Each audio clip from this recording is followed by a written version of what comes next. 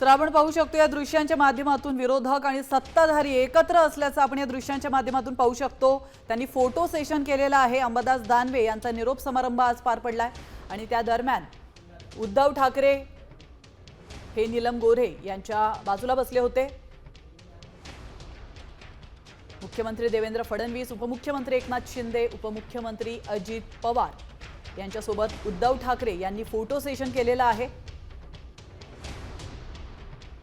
तर चंद्रशेखर बावनकुळे, उद्धव ठाकरे, नीलम गोऱ्हे, एकनाथ शिंदे, मुख्यमंत्री फडणवीस, त्याचप्रमाणे राहुल नार्वेकर आणि अजित पवार या एकाच फ्रेममध्ये उपस्थित असल्याचं पाहायला मिळत आहे।